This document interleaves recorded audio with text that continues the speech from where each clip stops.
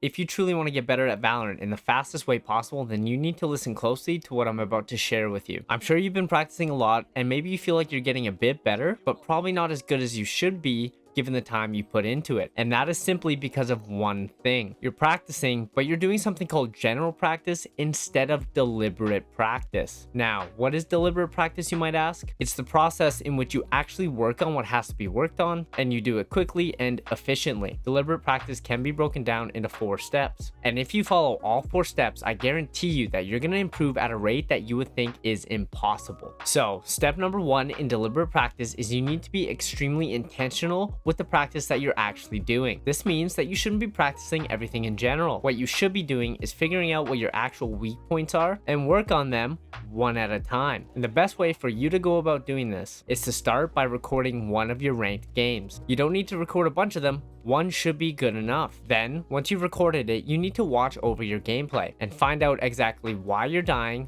what's causing you to lose rounds, and ultimately lose the game. This is going to allow you to find out what you actually need to improve and what you don't need to spend time working on. Keep in mind that the mistakes that you're going to find will be different from person to person, but if you watch your gameplay close enough, you should be able to find out what your actual problems are. Now, when you're watching your gameplay back, you need to make sure that you have a pen and a piece of paper. And as you're going over your gameplay, make sure that you write down everything that you're seeing. Is your movement off? Are you missing your shots? Maybe you're making dumb plays, or your positioning is really bad. It might even be more than just one thing. Once you're done watching your gameplay and you've written down all the mistakes that you've noticed, then you can come up with an intentional plan of attack on how to properly practice everything individually. If it's your movement, maybe you go into the range and practice your strafing and shooting, and go into death matches and do the same thing, while also learning how to peek angles and everything else that comes with movement. If it's your aim, then maybe you do the same thing, but you don't focus too much on your movement and you just focus on your flicking and tracking.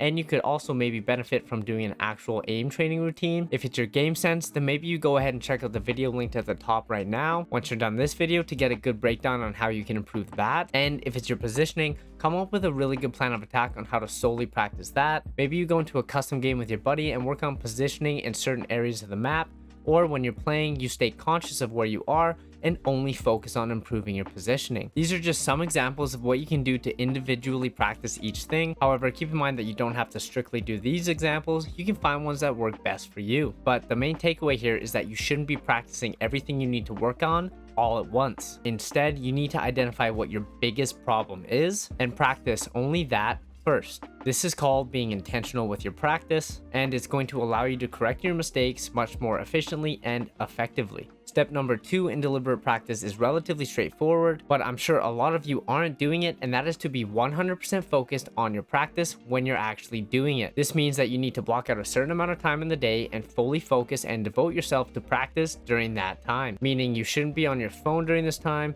you shouldn't be on a Discord talking to your buddies, and you shouldn't be watching a show or doing anything else. You should just be practicing and giving it 100% of your focus. And when you're practicing, you also need to only be focusing on the one skill that you have identified in the first step. Don't think, oh, maybe I should do this with this. No, 100% focus on that one single thing you need to improve on. You need to treat it like you actually want to get something out of your practice instead of just going through the motions and doing it on autopilot. The third step is much more complicated than the second step, and that is you need to be giving yourself feedback about your practice. What this means is, if you come up with a plan of attack on how you want to practice your movement or whatever skill it is that you're trying to improve, and you've done that type of practice for the day, once you finish, you can't just go about your day. You actually have to take some time, look back at it, and think, did this actually help me improve? What parts of the practice were working and what parts weren't working? This is going to allow you to cut out the things you're doing that aren't helping you improve and hone in further on the things that are actually working for you. This step is extremely important because if you don't do this, you're just going to continue to spin the wheel and do the same thing over and over again and get nowhere, wasting your time and your effort on something that's not actually serving you. This isn't as simple as you thinking, well, I got a little bit better doing this, so I'm going to continue doing it. No. You need to actually think about it. For example, maybe you were in deathmatch practicing your movement, but you kept crouch spraying so you could win the game, or you just kept getting killed from behind. Well, I would say that didn't really help improve your movement much. So you need to either quit playing deathmatch or come up with a better way you can play it that will actually help you improve your movement. Maybe the next day you unbind your crouch so you can't use it, or maybe you stick to the side of the map where you're spawning so you don't get killed from behind. Be very cognitive of what you're doing with your practice, and once you finish for the day, always be looking for ways that you can get more out of it by changing and improving your original plan of attack. This is what's going to actually help you improve at a rate that you thought might be impossible, because you won't be wasting your time doing things that aren't actually working. Now, the fourth and the last step in deliberate practice is the most important of them all, and it is called refinement. Now, remember what I said in step 1. You should only be focusing and practicing one skill until you've truly mastered it. Refinement is the ability to know when you've gotten as much as you can out of your practice in one area to the point where you are ready to move on to the next thing you need to work on. This can be tricky because it's hard to tell if you actually improved enough to move on. And the best way for you to truly know is to, again, record your gameplay after you have spent enough time practicing the skill you identified as your biggest problem, and feel you are ready to move on to the next one. Once you've recorded your new VOD, you need to watch it over. And when you do this, make sure you pull out the first piece of paper you wrote on in step 1, and also get a fresh piece of paper. When you're watching your new VOD, look at why you died and why you were playing poorly, and write down all the issues you're seeing on the second piece of paper. If you have done your practice properly, you should find that the main issue you wrote down on the first piece of paper doesn't show up on the second piece of paper you're writing on, but instead the other issues you have written down on the first piece of paper are what is now holding you back. The first issue you've been practicing is actually gone and it's not showing up in your second VOD, then you are ready to move on and repeat steps 1 through 4 with the new main issue that you have now identified. However, if your practice wasn't enough, then you will still see the issue in your new VOD, and that will let you know that you still need to refine it more until you actually move on. Keep in mind that you should only be moving on to step 4 of deliberate practice when you truly feel that you have put in enough practice and the issue you were trying to correct